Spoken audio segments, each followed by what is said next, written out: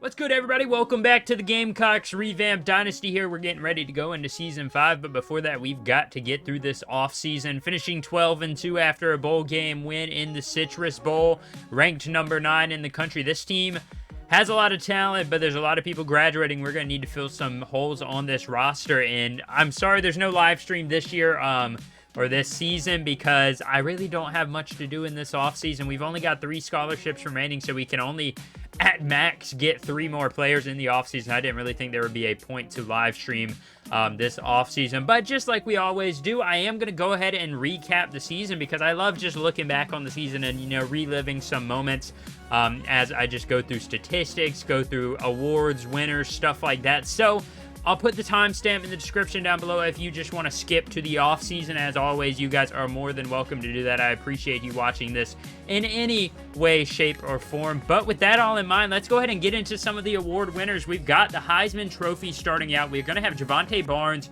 the senior running back. This guy has multiple Heisman trophies. One last year, one this year. Look at how good this guy has been for Oklahoma.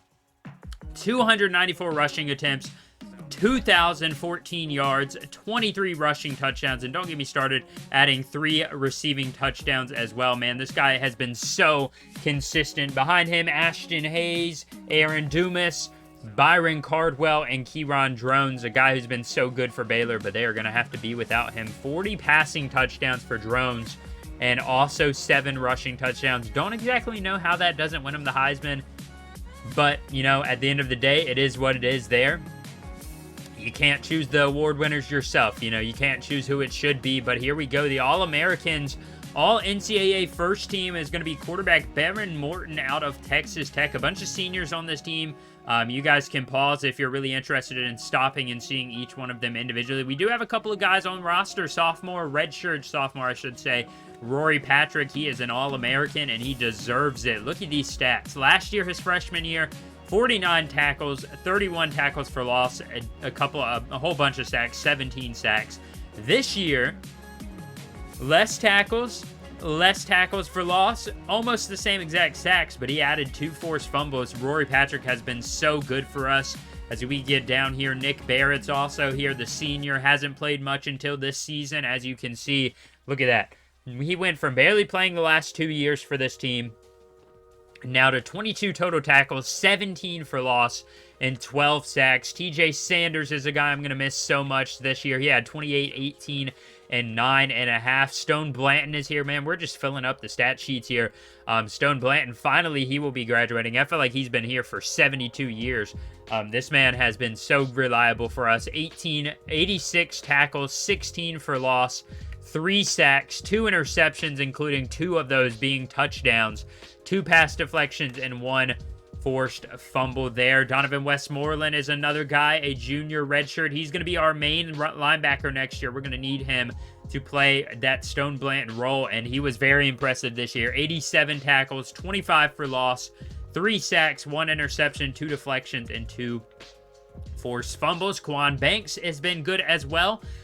Much better than last year, and don't get me wrong, he was great last year. 58 tackles, 11 for loss, 1 sack last year. This year, he really turned it up a notch. 84 tackles, 20 for loss, which for a cornerback that's 5'10" is crazy. 1 sack again, but he added 3 interceptions this year. As we get down to the final, Nick Imanowori, he will be in his final season next year. So sad to say that. But he has been so consistent for this team, as you can see, every year that he's played, or that he started. 66 tackles for him, 10 for loss, 2 sacks, 1 interception, and 3 deflections for him. A career year. And Marcus Clark, after a down year last year, a 64% field goal percentage last year, this man won the 2016 Groza Award, which goes to the best kicker in the country. He had a 91% field goal percentage there, as we now can go ahead and look at the second team, see anybody else. We had Albert Reese, the big O lineman. Unfortunately, he will be graduating. And Keenan Nelson, another guy that will be graduating, but he had 4 interceptions this year. The defense really turned it up a notch as far as interceptions go. We don't have anybody on the all-freshman team. If you look at the all-first team for the SEC, Lavacia Carroll makes his impression there. We'll go ahead and we're going to look at all their statistics later. We have a bunch of people on here. Scott Hall, he's a junior coming into his final year next year, and also Anthony Rose made that leap as well to the all-American team there, or the all-SEC team. Now we go to the award winners. A couple of Gamecocks were able to win it. I did not mean to just completely exit out of that right after I did it. Go ahead and going to, I think the Maxwell Award just goes to the best player in the country, I believe. And that's going to be Ashton Hayes for the University of California. He's a junior running back. He's in his second season starting. This man had 229 rushing attempts, 1,400 yards, averaged 6 yards a carry, 108 yards per game, 23 touchdowns on the ground. And also added 7 touchdowns to the air. That is very impressive. Tyler Buckner was back up there. Ashton Hayes also wins Best Running Back Award. Was Lavacia Carroll up here? He was not even in the top 10. That's surprising there. Best cornerback or best defensive player, I believe, is going to go to Kwan Banks there. We already saw his statistics, but we had 5 people in the top 12. Best linebacker is going to go to Jamari Budden out of Penn State. He had 45 tackles, 22 for loss, 8.5 sacks, 2 interceptions, 7 deflections, and 1 forced fumble. That is a mouthful of statistics right there. Best quarterback's going to go to Tyler Buckner, the senior for Notre Dame. He had 40 passing touchdowns, 5 more than last year, but he also threw 4 more interceptions, but he also had 6 rushing touchdowns. Big year for Tyler Buckner there. As the Doak Walker Award goes to Ashton Hayes. Jordan Hudson gets the Best Receiver Award. Anybody up here for us? No. We don't really have a lot of guys who have a lot of volume, but Jordan Hudson, this guy, how the heck did he get the Best Receiver? Okay, I was about to say, I was looking at 2014 or 2015. I was like 13 catches, but no, he had 90 catches, 1,500 yards, and 19 touchdowns, the longest of 66 yards. Did he have any rushing stats? He had only 2 rushes. Any passing stats? They didn't run any trick plays with him. That's a little bit disappointing, but the TCU receiver gets it there. Now the best tight end is going to be Jaleel Skinner from the Miami Hurricanes. He had 71 catches, 1,000 yards, 13 touchdowns, with a long of 42 yards there through the air. Scott Hall up here? No, he is not. That's a little disappointing. Best guards, going to go to the Oregon guard, the right guard, Bram Walden. Pat Coogan's going to win Best Center. Best Defensive Lineman's going to go to Rory Patrick. Nick Barrett was up there as well. That's a big get there. Donovan Westmoreland and Stone Blanton both competing for Best Linebacker, but Westmoreland's going to get it. I believe Blanton got it last year. I think he should have an award. Yeah, he got the butt kiss last year. Come on, Stone. Let Donovan Westmoreland have it. Might as well. And then we go Jim Thorpe, which is Best Defensive Back. That's going to go actually to Elijah Howard. Howard had 14 tackles on the year, 17 for... Okay, yeah, I was looking at the wrong year. I was about to say, no way. So he had 50 tackles on the year, 74 assisted tackles, 10 tackles for loss, with 7 interceptions, 3 touchdowns on the defensive side of things, 12 deflections, and 2 forced fumbles. That's crazy statistics there. Marcus Clark won the Guy Groza Award. And then Riley Thompson for Florida Atlantic won that. And the best return man is going to go to backup running back Jaden Ott for the LSU Tigers. He had 106 rushing attempts this year. Let's see what his kick return stats look like. He had 36 kick returns, 891 yards, and punt returns. He had 40, 510 yards, and 1 touchdown as well there. That's going to be all the awards around the country. Now we're going to take a quick peek at the statistics. I know, you guys might not want to sit around and watch all this, but I like to have it. So if I ever want to go back and remember what happened in every season, I can do that. So as I said earlier, if you're not really interested in this, you are more than welcome to just go ahead and skip forward to the end of this video. I mean, I won't hold it against you if you guys don't want to watch this completely through. I completely understand. But I just like to go through and do this. And we're going to start out with the passing game. Braden Davis came in a few games into the season after last year losing his starting job to Julius Canary after an abysmal start. 4 touchdowns, 3 interceptions. He had a great rating, 156.5 QBR, 169 completions out of 270 attempts. He had over 2,400 yards, 23 touchdowns, 13 interceptions. Unfortunately, 61% completion percentage. unfortunately, he got sacked a record time, almost 23 times on the season. And Julius Canary, after a good year last year, 32 touchdowns and 20 interceptions, he was just not doing as good this year, his senior year. But we'll always have the championship run with Canary despite him graduating this year. He really sacrificed for the team. He could have redshirted, he could have transferred out, but he stuck around, and no doubt in my mind, Julius Canary will be back as a coach or in some shape or form for this team. 76 completions for him, 127 attempts, 1,100 yards, 4 touchdowns, 6 interceptions. And then the guy I'm most excited about, redshirt freshman Johnny King. He was a 4-star quarterback. He's an 84 overall already. This guy has shown that he can sling that thing. 18 of 38, 230 yards, 5 touchdowns, 3 interceptions. He's not like, he hasn't played a ton for us.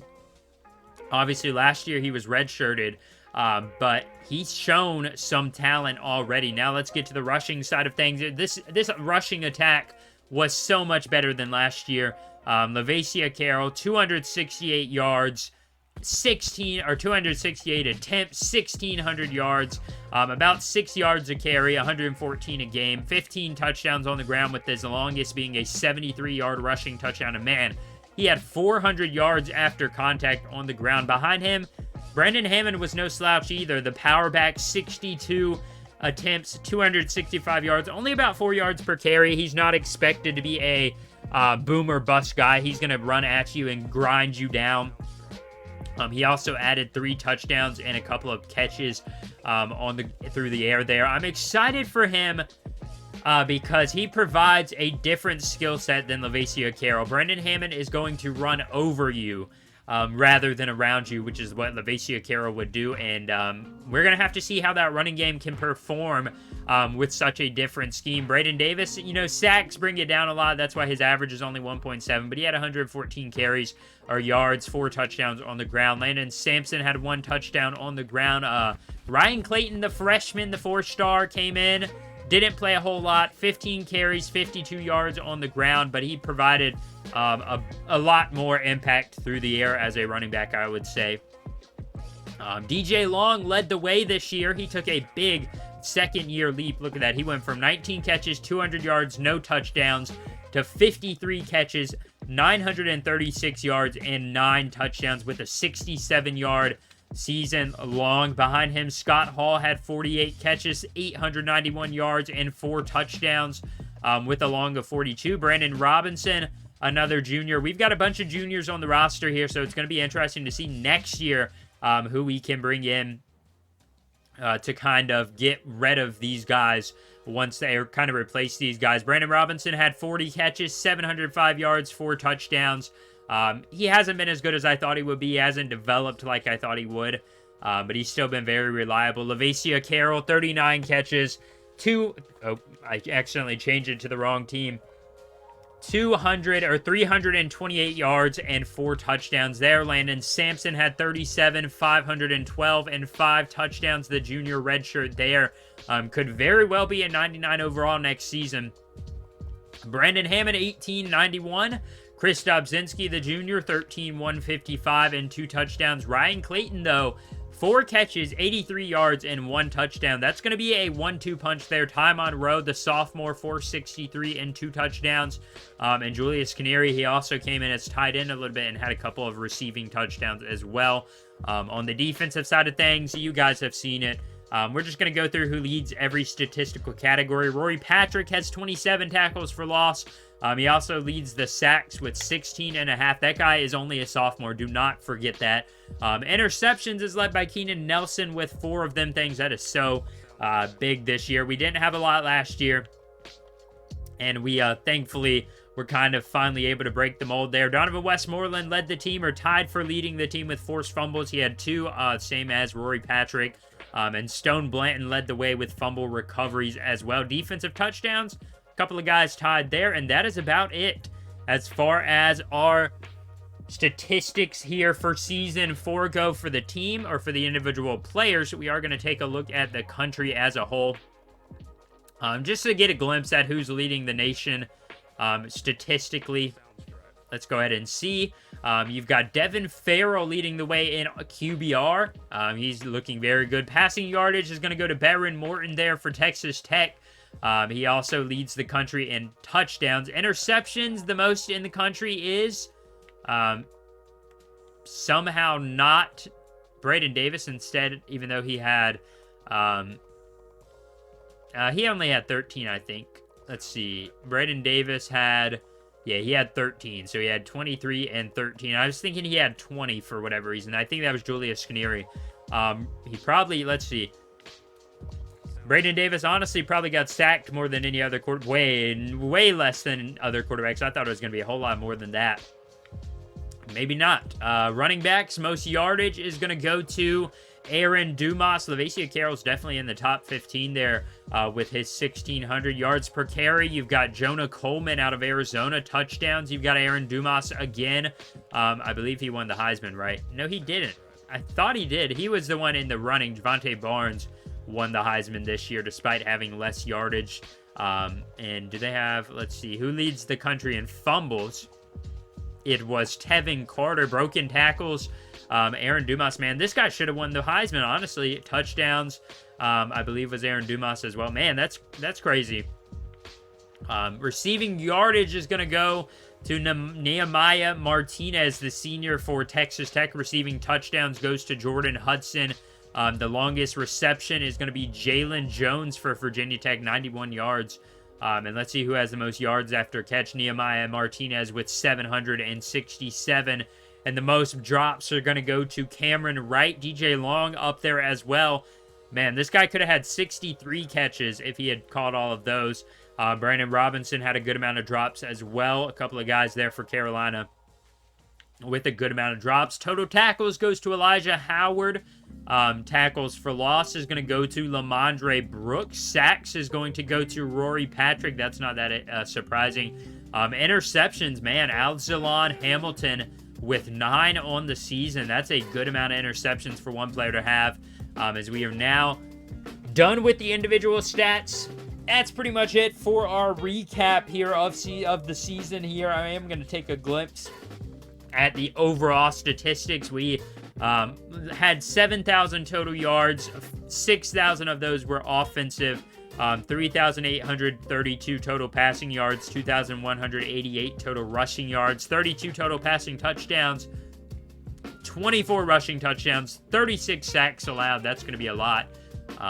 Yeah, pretty good statistics there.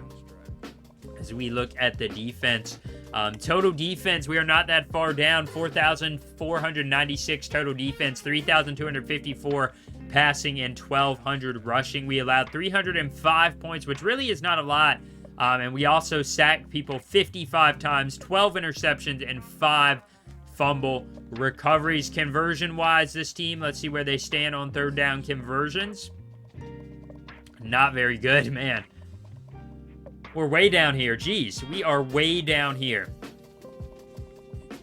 Yep, here we go. 70 of 158, so we only have a 44% third down conversion percentage. And then on fourth downs, we're 55%. 2-point conversions on the year, we were 3 of 3. And that's about it there as far as team statistics goes. And now I just want to do what I always do right before we simulate to the offseason. Let's take a look at this regular season and see exactly what went on. It was an exciting year. And let's just recap game by game. We took on Mississippi State in week 1. The Bulldogs finished 6-7 on the year. They lost in their bowl game. Must have been to give them that 7th loss. And let me tell you, I was a little worried starting the season. This team just did not have what it, the it factor. The pick 6 here for 65 yards by Jay Lewis off of Julius Canary. And we went down, let's see, 7-7, 14-7, 14-10, 17-14, 20-14, and then we just scored 2 touchdowns to end the day. The 16-yarder from Johnny King to Scott Hall, he came in very early on in the year and had a good game there, relieving Julius Canary, and then Stone Blanton with the fumble that really sealed the deal for this one. As you can see, Julius Canary, the beginnings of a struggle season here for him in his senior year. We couldn't get the running game going. And then we went to take on the Trojans, a team that I was expecting to be way better than they ended up being, 2-10 on the year. And they played us difficult. We ended up winning 45-29, but that was mostly because of a dominant second quarter where we scored 17 unanswered. And then we went on in the second half to score 21 unanswered to start the second half. So really 17 and 21 unanswered as well, which would be like 34, 35, something like that. Unanswered there on the Trojans, and they finally ended the day with a single touchdown there at the end. Julius Canary only had 1 touchdown, 1 interception, but Lavicia Carroll added 3 rushing touchdowns on the ground, and Landon Sampson had his 1 rushing touchdown. And then we took our first loss of the year.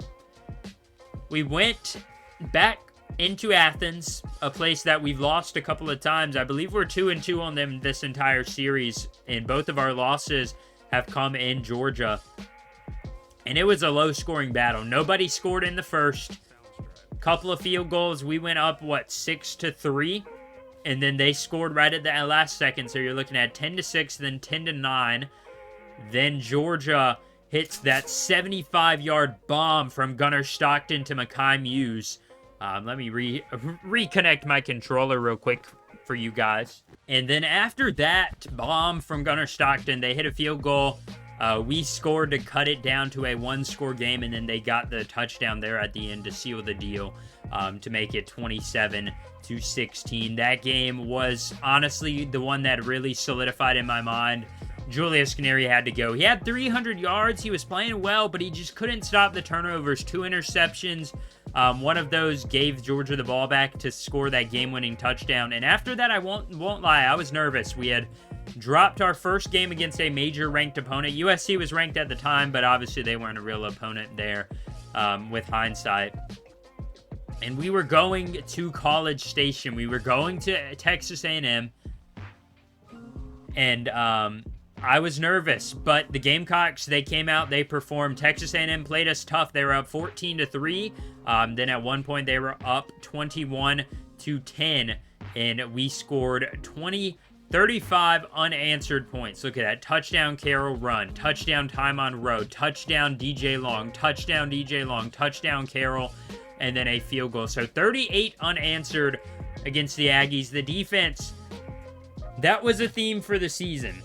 This defense became very stingy in the second half. They did not allow Texas A&M to score a single point in the second half. Braden Davis's first start for Canary, he had 4 touchdowns, 1 interception, 366 yards, and then Carroll added the 2 touchdowns there, as we now moved on to Kentucky a few weeks later, and this one was no different. The Wildcats got out to an early 7-3 lead, got out to an early 13-3 lead, then we made it 13-6, then we made it 13-13, and then we scored 28 unanswered to end that game pretty much early against the Wildcats, who finished 2-10.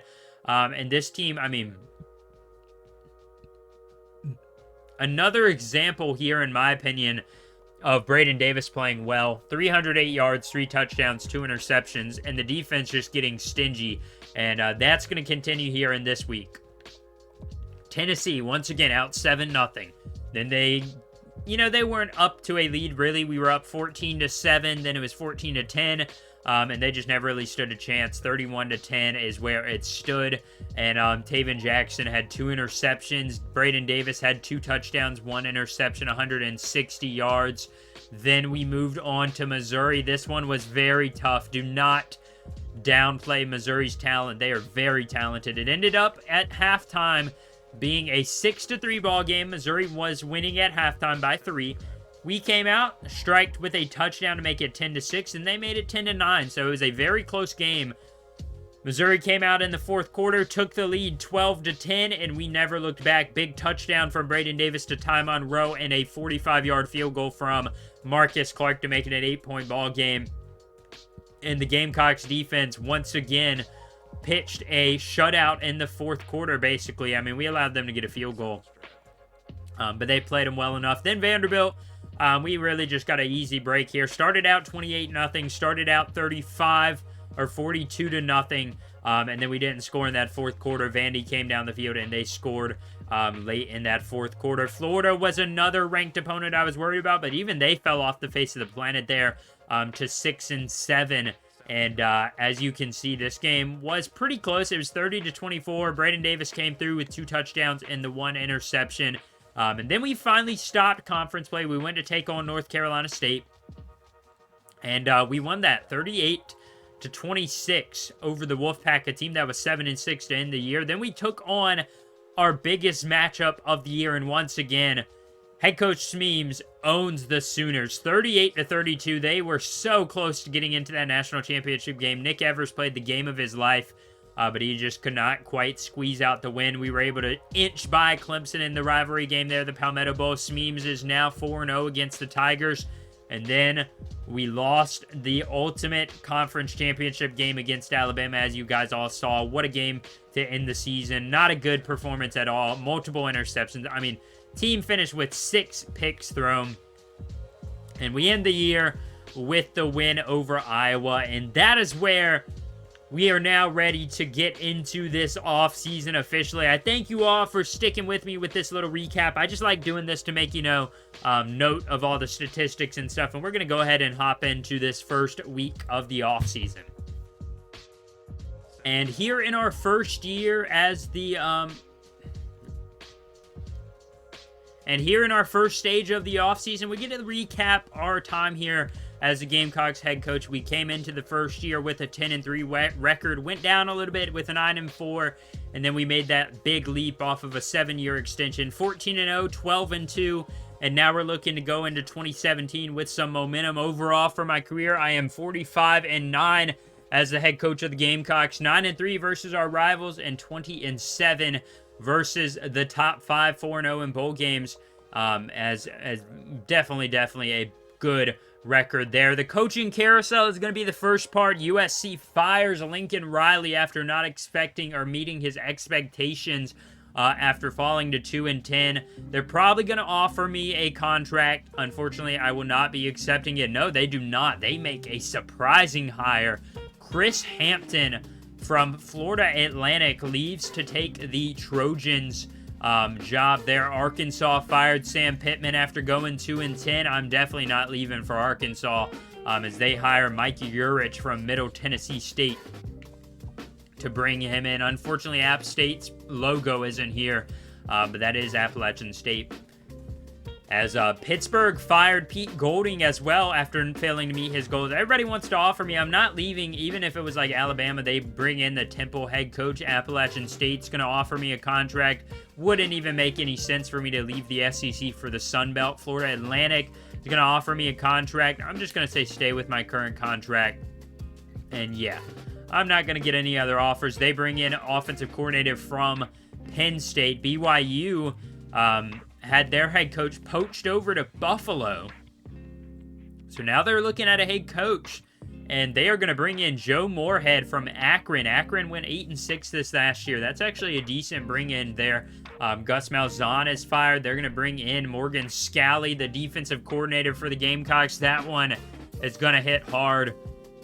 I was hoping to keep him around after an excellent year for the defense. Bill O'Brien got fired from Maryland, and they bring in Brian Knorr from Ohio State. We can pretty much now go ahead and simulate to the end of the coaching carousel. I just like to look at the, the main offers and just see exactly what's going on around the country, because the main ones are going to be, the first few ones are going to be the biggest ones because they're the more important teams, I guess you could say.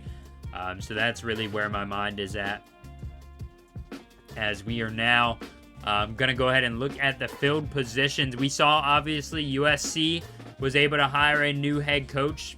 Will this thing go off the screen, please? Yeah, USC brings in Chris Hampton, from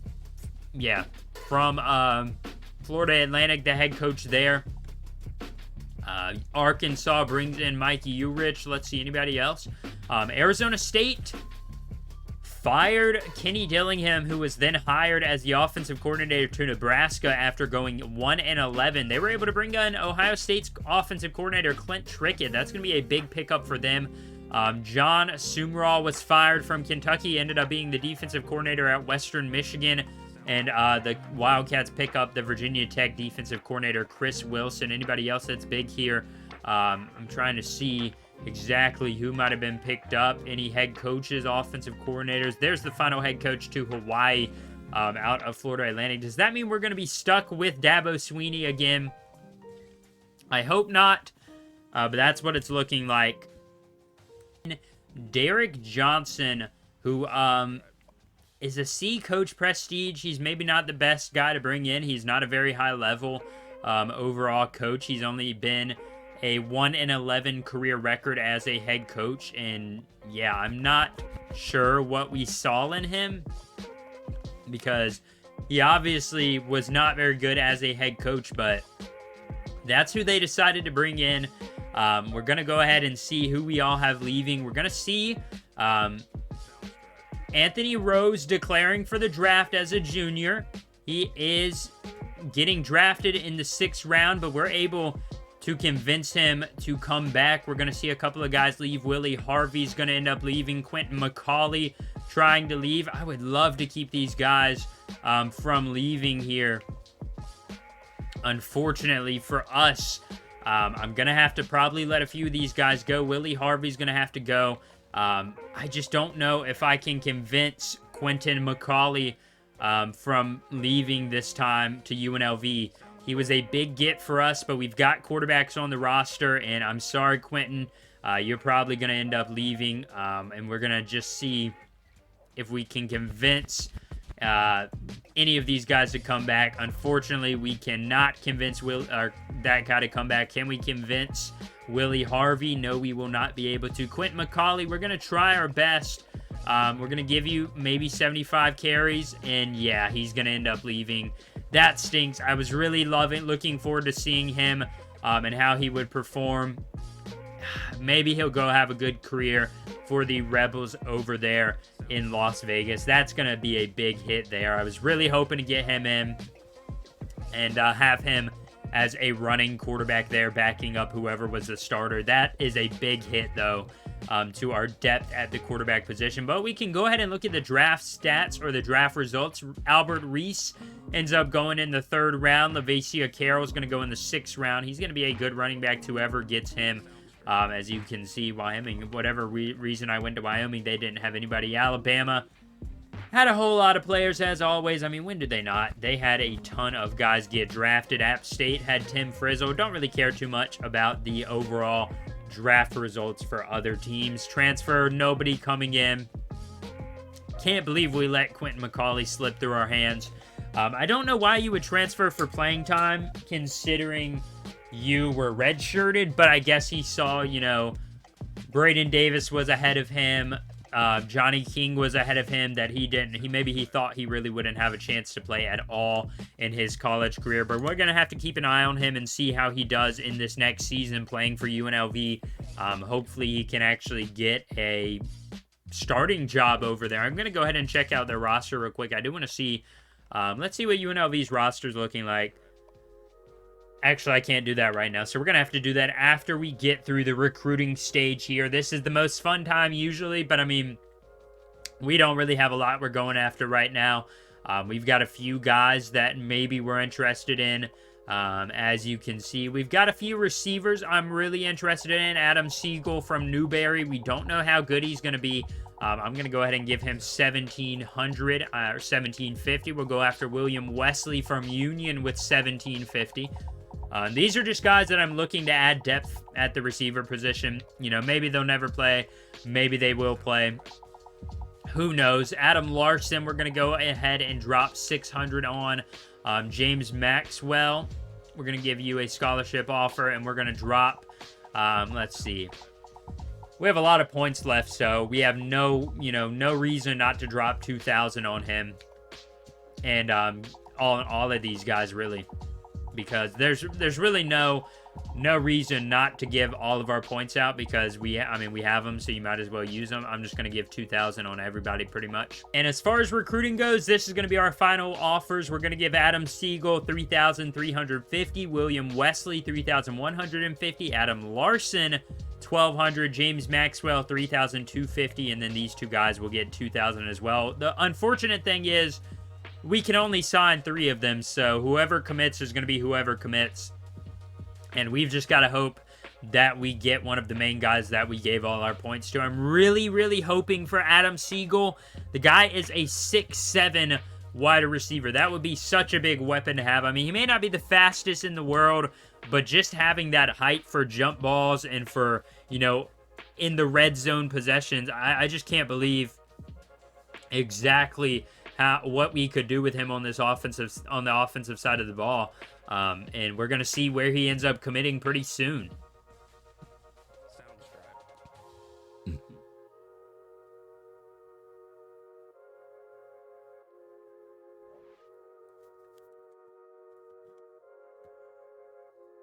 And all things considered, it goes pretty well. William Wesley commits, Adam Siegel commits, Adam Larson commits, and then all the other guys end up going elsewhere because they pretty much had to. We ended up getting the #1 overall class. That's a first in this Dynasty, I believe.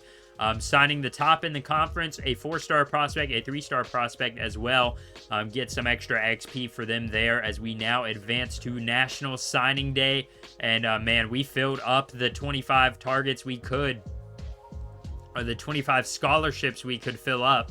And this class is going to be the best we have ever seen. I mean, we have some studs on this class. Brian Pace, a couple of good receivers, maybe not the greatest, but a couple of good receivers. We brought in Kenny Watts. He's a scrambler. Dustin McNeil is another 74 overall wide receiver. Tim Hall, 80 overall potential receiver. Eric Fontenot, a 74 overall freshman tight end. This is a big class for this roster. And man, I'm excited to see how some of these freshmen can make an impact here day one because, I mean, who are we kidding? These guys are going to be good. We have a few guys that are going to be, you know, 79 overall starting the year if they don't absolutely regress. As we now get our first chance to take a glimpse at the total positions that we have. Quarterback is going to be standing with 3, Braden Davis, Johnny King, and Kenny Watts. He's not really that fast. He's just kind of here to be here. He was interested in us, and I figured why not bring him in. Seth Wallace is fast, but not very fast acceleration-wise. Same thing with Greg Atkins. He only has 78 speed. I'm a little disappointed in those guys. Austin Long as well. But we've got Ryan Clayton. We've got Brandon Hammond, who will both get better as we move forward in the season. Fullback-wise, Jimmy Lucas is still here. He's going to be in the 70s, and Jamal Stallings is still here as well. Wide receivers, we have, let's see if anybody dropped. William Wesley. Oh, let's see. Dustin McNeil ends up being a 80 overall sophomore JUCO guy that comes in and immediately becomes our 3rd best receiver. That is crazy. He's got 94 speed, 93 acceleration. What's his catching looking like? 80 catching, man, that's not that great, honestly. 78 catching is even worse. But it's comparable to a couple of guys we have on the roster. 72 spectacular catch is pretty doggone good, I must say. 69 catch in traffic, and good route running. Dustin McNeil might just get on the field here in year one, as we have a crap ton of receivers. Not all of these guys are going to make the roster anyways. Many of these guys are going to be cut, honestly, because we're going to need to make room on the roster.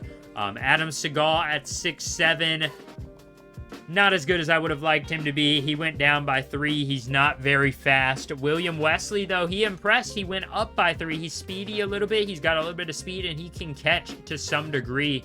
So that's a big get there. As we see Eric Fontenot, he also goes up by 2. Very excited for him. 79 speed already, straight out of the draft class. He's at 80 catching, 67 spectacular, 68 catch in traffic. What's his blocking look like, I wonder? He's the best, one of the best blockers on the roster as far as tight ends go.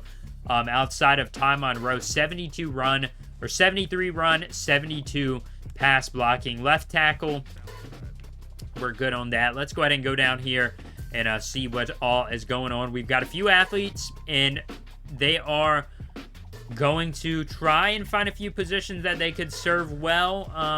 Let's see where exactly we need to stick these guys. We've got Nick Minowori at strong safety, so we don't really need anybody there because we also have Andy McIntyre, who's a 78 overall. And then free safety, we've got Anthony Rose and Jimmy Rawls. Jimmy Rawls could be pretty good for us going forward. He's a sophomore, 83 overall. Yeah, we're going to have to stick this guy over into running back just because we don't have a lot of good positions outside of that. Brian Pace, though, is looking like he could be very good at many of these positions. Free safety, maybe. He looks like he's straight up a quarterback, though. Yeah, this man is a quarterback, no doubt about it. And then Sam Taylor is going to be probably a strong safety or a free safety, but we can maybe slide him in there over at like linebacker or something. But I'm going to go ahead and just put him at his highest positions. He's going to be a free safety backup for us. He probably will not see the field all that much, and that's where we're going to stand as far as positions go. This episode is finally coming around to an end as we get into the training results here, and we get our first look at the new ratings. Braden Davis goes up to a 97 overall. He's much faster and athletic than Johnny King, but I've got something that's going to surprise you guys. Look at these passing ratings. Throw power for Johnny King, 91. Throw accuracy is a 95. This guy is way better as a thrower than Braden Davis. Now, the question you have to ask is, do you start Braden Davis or do you start Johnny King? Davis had a good year last year. He sat at 23 touchdowns, 13 interceptions. Johnny King was 5 touchdowns, 3 interceptions in his limited playing time. We're going to have a real question to ask. Brandon Hammond, I don't know if he's going to be a full-time starting running back. He might still have to serve as the backup behind Ryan Clayton just because he's not necessarily like a fast guy, I wouldn't say. And just not going to be the best weapon I think we could have. Everybody else is just jumping up a little bit. And yeah, go ahead. If you're here this late in the video, I thank you for sticking around. Go ahead down below and comment who you think should be the starter going into year 2 or year 5. I'm honestly not opposed to starting Johnny King. Braden Davis is a senior. He's not going to be around next year, unfortunately for us. And I don't think that it would be the wrong move to bring in Johnny King right now while he's got the better statistics. We're going to go ahead. I hate to do it since we just signed him. We're going to release Kenny Watts because we've got to release somebody. Seth Wallace is going to be released as well.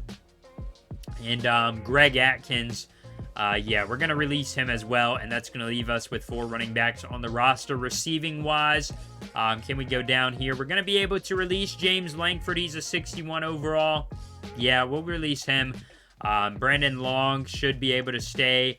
Now, he's pretty slow. We'll release Brandon Long. We're going to end up releasing Norris Purcell. I mean, this guy, don't get me wrong, he had his big year a few years ago, but now he hasn't done much for us, and that's going to leave us with all of these receivers. We might even have to release another one, if we're being honest. Jack Higgins, he dropped by 4 out of Florida. Yeah, we're going to drop him just because I don't want to make it where we have so many receivers that we can't even play the guys we want to play. Center-wise, we're pretty good there. Right guard, we're good there. Right tackle, we're good there. Oh, did that guy end up being an 80 overall freshman? That is big. Left end, Scott Logan. He's going to bust, unfortunately. We're going to release him. Right end is pretty good. Brandon Wade ends up being a gem, 81 overall. So he's going to come in and instantly compete for that position there. Maybe we can even slide him over to that left end next year if a few of these guys don't hit big. Defensive tackle, some good guys here. We've still got a young group here. Left outside linebacker, Teddy Robinson. That's unfortunate. He ends up busting. He's going to fall down. But Andy Robinson stays in the 70s. That is a big jump for him there. Cornerbacks were good. Free safety, we are good. Strong safety, we are good. Kicker, we are good. Punter, we are good. We've got to cut somebody else. And who should it be?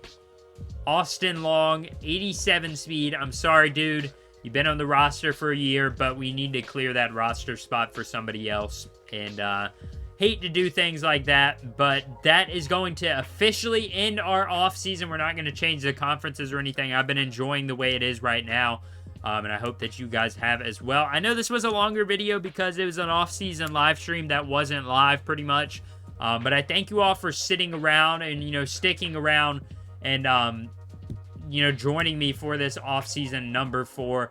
I hope to see you all here for week 1 episode a few days from now. Thank you all for watching this one. As always, I'll catch you all next time. Peace out, everybody. Have a great rest of your day.